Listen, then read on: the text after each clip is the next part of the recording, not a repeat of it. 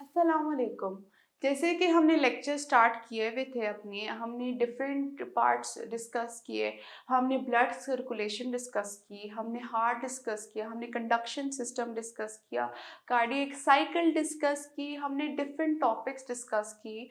और हम लोगों ने आज जो टॉपिक डिस्कस करने हैं वो हमारे पास एक डिसऑर्डर है जिसको हम कहते हैं पेटेंट डक्टिस।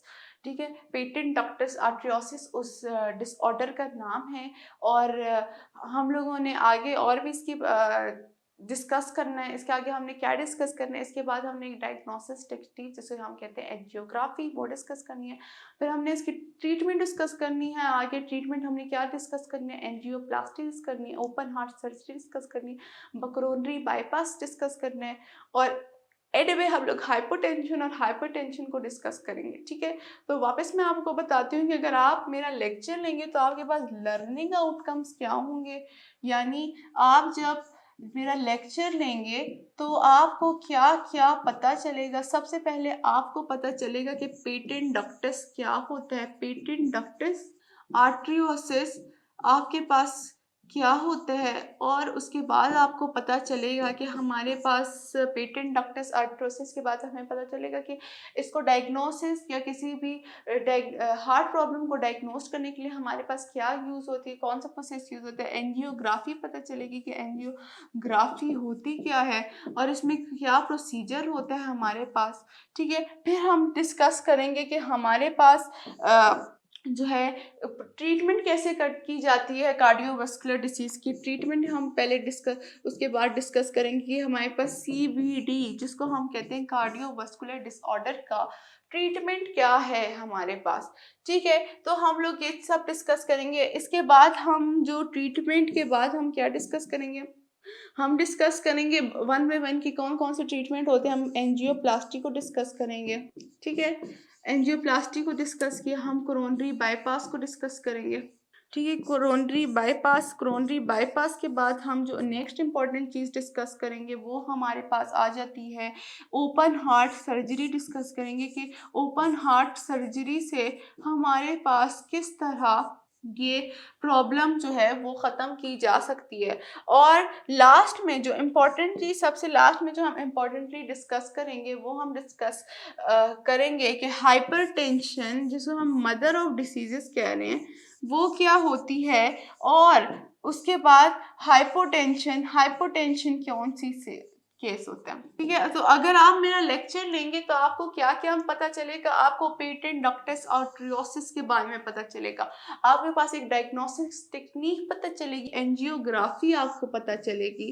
फिर आपको बाद ट्रीटमेंट पता चलेंगे कि कार्डियोवास्कुलर डिसऑर्डर्स कैसे ट्रीट किए जाते हैं, जो कि डॉक्टर्स के लिए बहुत इंपॉर्टेंट है। क्योंकि आपको डॉक्टर ने तो मसला तो बताना सिर्फ नहीं होता है, उसको ट्रीट भी करना होता है। और ट्रीटमेंट हमारे पास क्या होती है, एंजियोप्लास्टी, कोरोनरी बाईपास और फिर हमारे पास ओपन हार्ट सर्जरी। और फिर लास्ट में जो टॉपिक हम दो डिस्कस करेंगे वो हमारे पास होंगे हाइपरटेंशन और हाइपोटेंशन। कि हाइपरटेंशन क्या होती है और हाइपोटेंशन क्या चीज़ होती है। पेटेंट डक्टिस आर्ट्रियोसिस क्या होता है, ये बेसिकली अगर मैं आपको बताऊं डक्टिस आर्ट्रियोसिस क्या होता है। डक्टिस आर्ट्रियोसिस जब बच्चा फीटल स्टेज में होता है, जब अपनी मदर की बॉडी के अंदर होता है, तब उस स्टेज पे हमारे पास एक पेटेंट डक्टिस आर्ट्रियोसिस होता है। वो किसके दरमियान होता है, ये एक हमारे पास एक किस्म की कह सकते हैं एक पाइप होता है या फिर एक वेन होता है। एक ओपनिंग होती है जो कि किसके दरमियान प्रेजेंट होती है, आयोटा के दरमियान और पल्मोनरी वेन के दरमियान। ठीक है, पल्मोनरी वेन के दरमियान। जैसे ही चाइल्ड की बर्थ हो जाती है, ठीक है, जैसे ही चाइल्ड की बर्थ हो जाती है, जब वो इस दुनिया में आ जाता है तो वो क्या करता है, वो सांस लेता है लंग्स के जरिए। तो ये जो डक्टिस आर्ट्रियोसिस होता है, ये जो डक्टिस आर्ट्रियोसिस होता है, ये हमारे पास बंद हो जाता है, ये होल। सही है, ये हमारे पास बंद हो जाता है। लेकिन कुछ केसेस में ऐसा होता है कि ये जो डक्टिस आर्ट्रियोसिस है ये बंद नहीं होता है।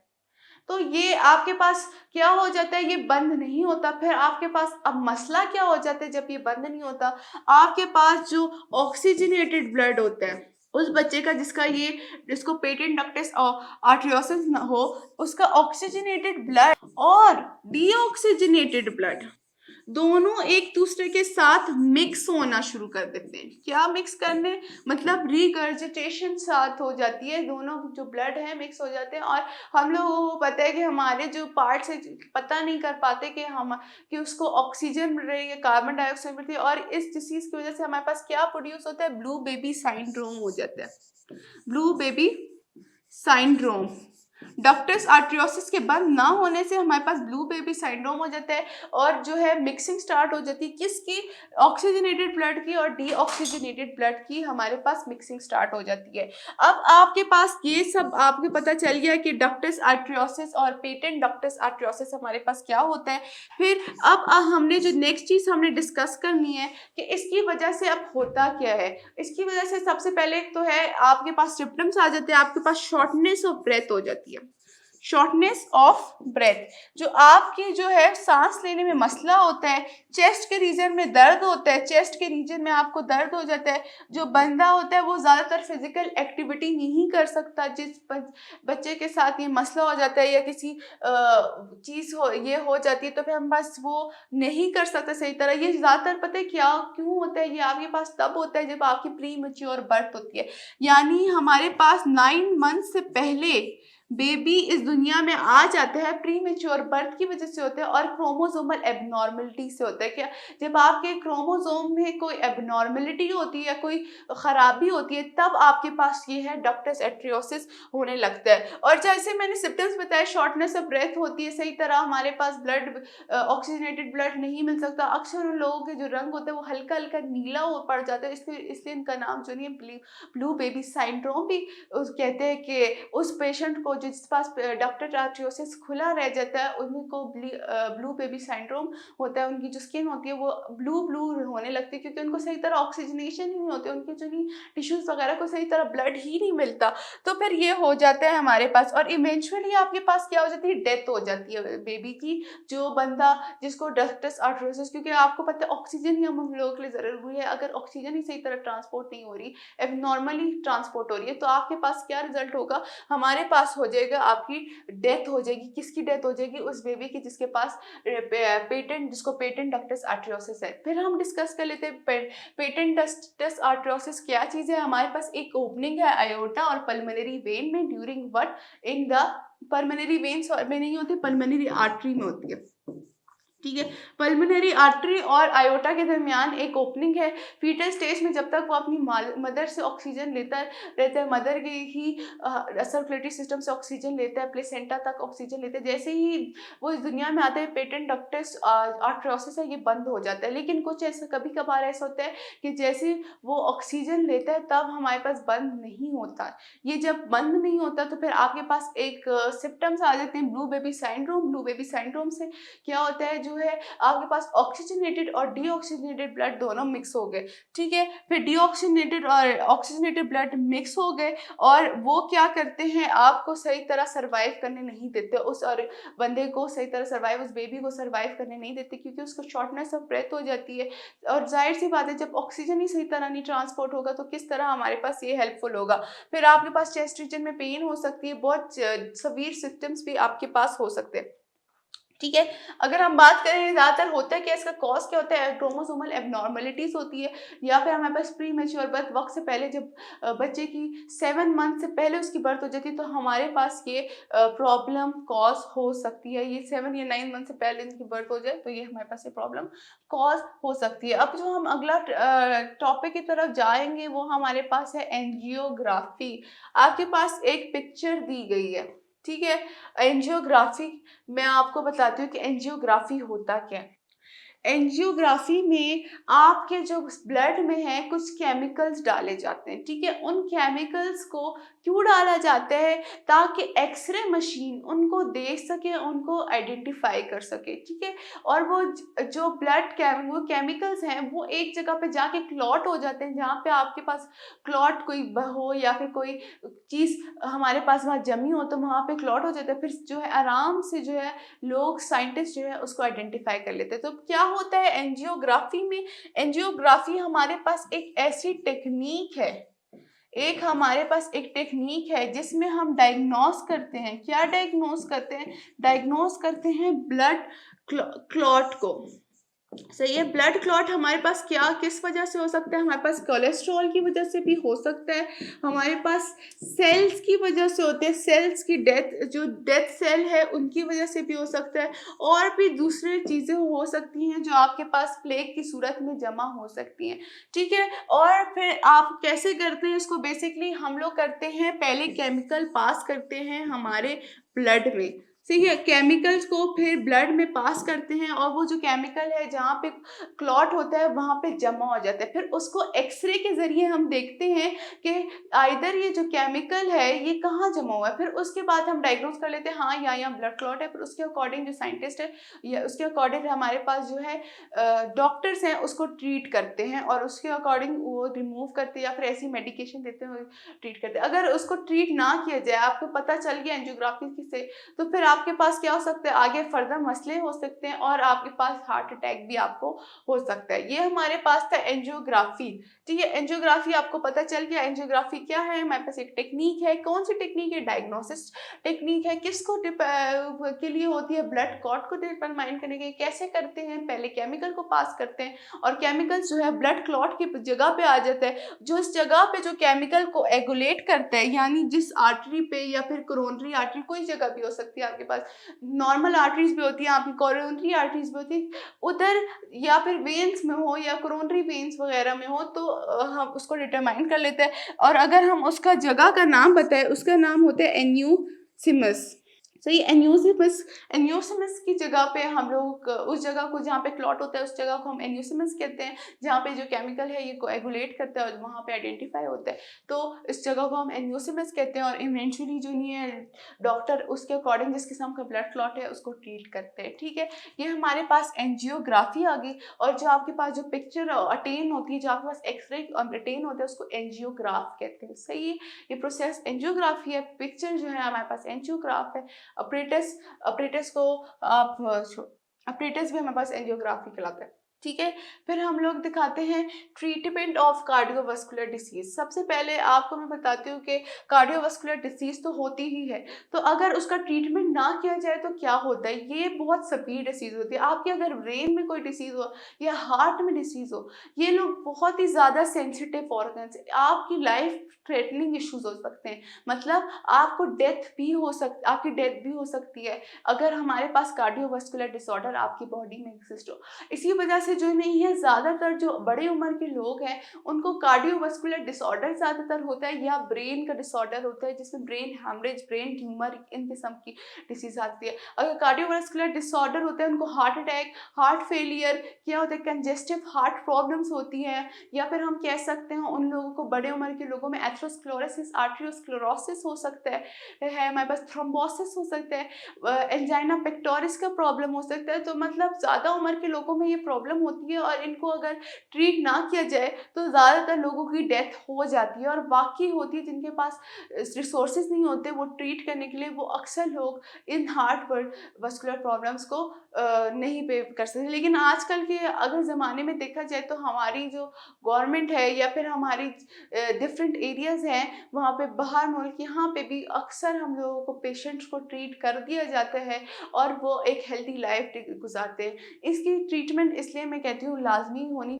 हम डिस्कस कर रहे थे एंजियोप्लास्टी को, और एंजियोप्लास्टी डिस्कस करते हैं कि एंजियोप्लास्टी होती क्या है और इसमें बेसिकली क्या प्रोसीजर होता है। अगर हम इसके प्रोसीजर की बात करें तो ये हमारे पास इतना ज़्यादा ऑपरेशन नहीं करना पड़ता है, आपको आराम से ही ये हो जाती है, और अक्सर लोग इस प्रोसेस के ज़रिए भी ठीक हो जाते हैं। अगर आपको बात की जाए तो कैसे होती है, ये हमारे पास स्टंट होता है, कोई स्टंट होता है, या हमारे पास स्टंट होता है, वो बेसिकली क्या होता है, कोई मेटल वायर वगैरह होती है। स्टंट वो कहाँ डाला जाता है? वो कैथेटर के ज़रिए, कैथेटर के जरिए अफेक्टेड एरियाज की तरफ डाला जाता है। अफेक्टेड एरिया कौन सा अफेक्टेड एरिया? अगर आपके जो नहीं है, जहाँ पे ब्लड क्लॉटिंग हुई भी है, जहाँ पे जो है ब्लड वहाँ पे क्लॉट कर रहे हैं, वहाँ पे जम रहे हैं खून, वहाँ पे जो है खून के आगे रास्ता नहीं मिल रहा, किसकी वजह से? डिपोजिशन ऑफ द फैट्स की वजह से, कोलेस्ट्रॉल की वजह से या फिर कोई और चीज़ सब्सटेंस की वजह से जो है वहाँ पे ब्लड रुक रहा है, उस जगह को अगर ट्रीट करना है तो आप जो है एंजियोप्लास्टी यूज़ कर सकते हैं। एंजियोप्लास्टी में सिंपलर वे होता है, ठीक है। एक सिंपल सा आपके पास एक वायर होती है जिसे कहते हैं गाइड वायर, उसको आप क्या कहते हैं कैथेटर के साथ, उसको कैथेटर भी कह सकते हैं, गाइड वायर को कैथेटर कह सकते हैं। कैथेटर के साथ हमारे पास स्टंट अटैच होता है। स्टंट एक बलून लाइक सब्सटेंस होती है जो कि जाके जो कॉन्स्ट्रिक्टेड आर्टरी है उसको जाके खोलती है, ठीक है, उस जगह से रिमूव करती है। या फिर अगर आपके पास जो है उसका नॉर्मल शेप की तरफ लाती है, किसके नॉर्मल शेप की तरफ लाती है, आपको लाती है नॉर्मल शेप की तरफ। किसके नॉर्मल शेप की तरफ लाती है, आपको नॉर्मल शेप ऑफ आर्टरीज के या कोरोनरी आर्टरी के, जिधर भी आप ट्रीट करना चाह रहे हैं उस तरफ उसके नॉर्मल शेप की तरफ लाती है। वापस बता देती हूँ कि एंजियोप्लास्टी कौन सा है, एक प्रोसीजर है जिसमें हमारे पास क्या स्टंट यूज होता है। स्टंट एक हमारे पास मेटल होता है, ठीक है, वो हमारे पास क्या करता है, क्लॉग्ड आर्टरी को खोलता है। तो एक क्लॉग्ड आर्टरी को खोलता है, जिस तरह आप देखें ना, कभी आपने देखा होगा कि जिस तरह अगर आप कोई चीज किसी पाथवे को रोक रही है, या फिर आप कभी देखें पाइप में आपने कोई चीज डाली, कोई रोक रही है, अगर आप पीछे से कोई वायर डालें या कोई पतला छोटा सा और पाइप डालें और उसको डंडा ले, पतला डंडा लें और उससे उसको अंदर से हिट करें, तो क्या होगा, वो जो चीज होगी वो हट जाएगी, ठीक है, वो चीज आगे चली जाएगी या वो चीज हमारे पास क्या हो जाएगी, बाहर निकल जाएगी या वो टूट जाएगी। इस तरह के किस्से हो सकते हैं। बिल्कुल इसी तरह ही एक पतला सा पाइप जिसपे स्टंट अटैच होता है। स्टंट की किस लिए अटैच होता है, स्टंट बेसिकली आपको उसकी नॉर्मल शेप को मेंटेन रखने के लिए दिया जाता है। स्टंट उसके अंदर डाला जाता है, किसके अंदर, जिस आर्टरी को जो क्लॉक्ड हो चुकी है, जिसको आपने ट्रीट करना है, उसके अंदर डाला जाता है और आपके पास वो एक आर्टरीज बिल्कुल ठीक हो जाती है और आर्टरीज आपके पास सही हो जाती है। ये देखिए आपको जैसे स्टंट दिखाया हुआ है, आपकी बुक में भी यही डायग्राम है, आपको स्टंट एक देखिए वायर की तरह दिखाया हुआ है, ये मेटेलिक वायर्स होती हैं। इसके ये जो है किससे गाइड किया जाता है, गाइड वायर से।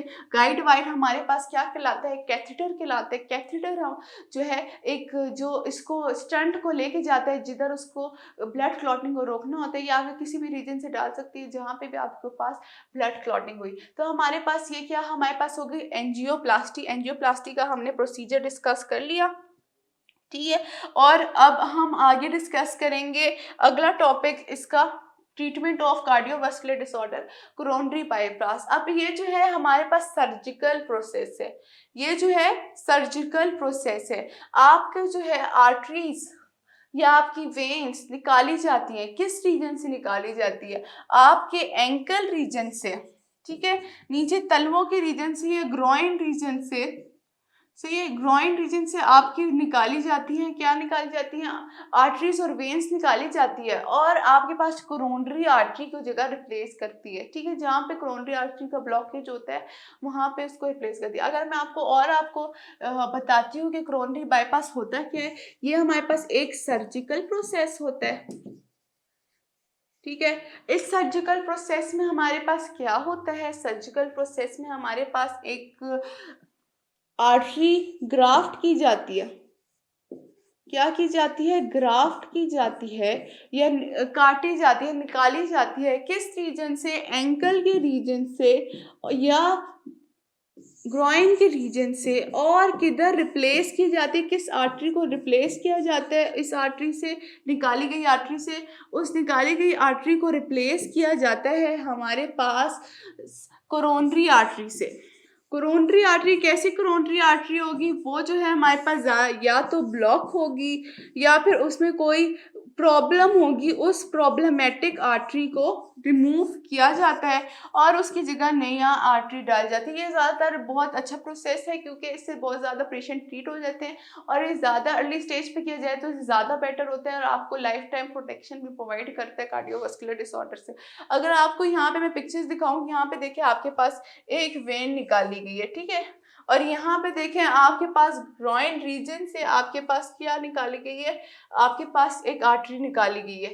फिर इस ग्रॉइन रीजन की आर्टरी को हमने रिप्लेस किया है इस साइड से, ठीक है, इस आर्टरी से रिप्लेस किया है, ठीक है। और हमारे पास क्या हुआ, ये हमारे पास जो ब्लॉक्ड आर्टरी है, जिसमें ब्लड फ्लो ब्लॉक्ड हो जाता है, उस ब्लॉक्ड आर्टरी को निकाल दिया, रिमूव किया, और उसकी जगह हमारे पास radial artery bypass from arm जो है हमारे पास वहाँ डाली जाती है। तो ये आपके पास कोरोनरी बाईपास का प्रोसेस हो गया। अगला जो टॉपिक हम डिस्कस करेंगे वो हमारे पास है ओपन हार्ट सर्जरी। अगर मैं आपको ओपन हार्ट सर्जरी की बात करूं तो ओपन हार्ट सर्जरी आजकल नहीं होती है, क्योंकि इस पे जो है बहुत ज़्यादा रिस्क होता है, क्योंकि जो नहीं है इसमें पूरा जो नहीं है आपकी जो है बॉडी को खोला जाता है। जैसे आपको यहाँ दिखाया जा रहा है पिक्चर में, अगर आपकी बुक में है तो बुक में भी आपकी पिक्चर दिखाई जा रही है कि आपकी जो पूरा पार्ट होता है, ठीक है, चेस्ट को खोला जाता है, और उसके बाद जो स्ट्रक्चर जिस पे प्रॉब्लम होती है, कोई स्ट्रक्चर पे प्रॉब्लम होती है, आपके हार्ट पे अगर प्रॉब्लम होती है, अगर आपकी वेन्स के प्रॉब्लम होती है, आपकी आर्टरीज पे प्रॉब्लम होती है, या फिर आपके वॉल्स में प्रॉब्लम होती है, उनको जो है ट्रीट किया जाता है, सर्जिकल मतलब मेथड से ट्रीट किया जाता है। यूजुअली ये प्रोसेस कम ही होता है, कभी कभी ऐसा होता है कि पूरा जो हार्ट होता है ना वो भी बाहर निकाल लिया जाता है। और फिर क्या होता है, फिर आप सोचते होंगे कि भाई ब्लड कैसे ट्रांसपोर्ट, इंसान को तो मर ही जाना चाहिए उस वक्त तक। उस वक्त तक उस पर एक मशीन लगाई जाती है। क्या लगाई जाती है? मशीन लगाई जाती है। इसको कहते हैं कार्डियो पल्मोनरी बाईपास। क्या कहते हैं उस मशीन को? Cardio pulmonary bypass machine. से ये मशीन जो है आपके पास क्या करती है, ब्लड को ट्रांसफर करती है जब तक जो हार्ट आपके पास बाहर होता है उस पर हम लोग ट्रीटमेंट ना कर ले। लेकिन कभी कभी हमारे पास जो है ये हम लोग प्रोसेस नहीं करते, क्योंकि ये बहुत ज़्यादा रिस्की प्रोसेस होते हैं। कभी कभी जो नहीं है हार्ट को अंदर ही रख के और उसको बीट करा के ही बीटिंग हार्ट सर्जरी कराई जाती है। क्या की जाती है? बीटिंग हार्ट सर्जरी कराई जाती है। मतलब ज़्यादा उस जगह को नहीं खोला जाता, मतलब हल्का सा मीडियस्टम, हम हल्की सी जो नहीं हम लोग स्टर्नम में थोड़ा सा ही इंसेशन करते हैं, थोड़ा सा ही हम लोग बाहर की आर्टरीज में थोड़ी चेंज कर लेते हैं। तो इसको हम क्या कहते हैं? Beating heart surgery. अगर आपने इंटरनल करना है तो फिर आपको ओपन हार्ट सर्जरी करना है, लेकिन ओपन हार्ट सर्जरी हमारे पास बहुत ही कम केसेस में होती है। एक और हमारे पास सर्जरी होती है, हमारे पास उस सर्जरी का नाम है, हमने क्या कहा, हमारे पास होती है बीटिंग हार्ट सर्जरी होती है, जिसमें आपके पास जो नहीं है बाहर से ही आपको सारा प्रोसेस हो सकता है। इसके अलावा हमने बोला एक और सर्जरी होती है जिसको हम कहते हैं minimal invasive direct coronary artery bypass. इसमें भी आपके पास जो है इतना ज़्यादा नहीं है, बीटिंग हार्ट सर्जरी की तरह ही होता है, और मतलब ऊपर से ही आप सारे प्रोसेसेस कर देते हैं और हार्ट को बाहर नहीं निकाला जाता। लेकिन ओपन हार्ट सर्जरी में आपके लिए पास क्या होता है कि आपको हार्ट बाकायदा बाहर निकालना पड़ता है। लेकिन इसके जो रिस्क होते हैं ना इस हार्ट सर्जरी के, बहुत ज़्यादा रिस्क हो सकते हैं, और मतलब जो है डेथ भी हो सकती है। अक्सर पेशेंट की डेथ हो जाती है अगर ये बड़ी एज में किया जाए ना, हाई जिसकी ज़्यादा एज हो ना, तो ये हमारे पास यूजुअली उस पेशेंट की डेथ हो जाती है। लेकिन अगर सक्सेसफुल हो जाए ऑपरेशन तो अच्छा हो जाता है, क्योंकि ये जो है पर्सन जो है नॉर्मल लाइफ की तरफ आ जाता है। ठीक है, ये हमारे पास आगे treatment open heart surgery, angioplasty और बायोकोरोनरी बाईपास, ये हमने आज टॉपिक 3 डिस्कस किए रिगार्डिंग द ट्रीटमेंट। अब जो आगे हमने टॉपिक डिस्कस करने हैं वो हमारे पास है हाइपरटेंशन के बारे में। हाइपरटेंशन और हमारे पास क्या है? हाइपोटेंशन। ठीक है, हाइपरटेंशन और हाइपोटेंशन को हम डिस्कस करेंगे कि हाइपरटेंशन हमारे पास क्या होती है और हाइपोटेंशन क्या होती है। हाइपरटेंशन हमारे पास हाई ब्लड प्रेशर को कहते हैं। किधर हाई ब्लड प्रेशर को कहते हैं? हाई ब्लड प्रेशर को कहते हैं। हाई ब्लड प्रेशर हमारे पास इन आर्टरीज को या हमारे पास वेन्स में, हमारे वस्कुलर सिस्टम में हाई ब्लड प्रेशर को कहते हैं। दैट इज अगर हमारे पास ब्लड प्रेशर ज्यादा हो 140/90 मिलीमीटर ऑफ Hg, सही है। इससे ज्यादा अगर आपके पास ब्लड प्रेशर हो तो आपके पास हाइपरटेंशन होती है। तो हाइपरटेंशन की अगर बात की जाए तो ये हमारे पास मदर ऑफ ऑल डिसीजेज हो सकती है, फिजियोलॉजिकल डिसीज होती है। और ये जो है हमारे पास ज्यादातर किस वजह से होता है? फूड इनटेक जो आप लेते हैं वो उसकी वजह से हो सकता है कि आपके जो हार्ट में कोई मसला हो तब हो सकता है, और आपके पास और भी कोई प्रॉब्लम्स हो जैसे कि आपको डायबिटीज मेलाइटिस का प्रॉब्लम हो, तब भी आपके पास जो नहीं हाई ब्लड प्रेशर का आपको मसला हो सकता है। ठीक है, अगर हम बात करें तो क्या कौन से फैक्टर्स रेगुलेट करते हैं ब्लड प्रेशर को? हमारे पास आप जैसे ही जानते हैं हमारे पास हार्ट रेट रेगुलेट करते हैं, स्ट्रोक रेट आपके पास रेगुलेट करता है, ठीक है, हार्ट वॉल्यूम, ठीक है। हार्ट वॉल्यूम के बाद हमारे पास मेड्यूलर रीजन ऑफ ब्रेन,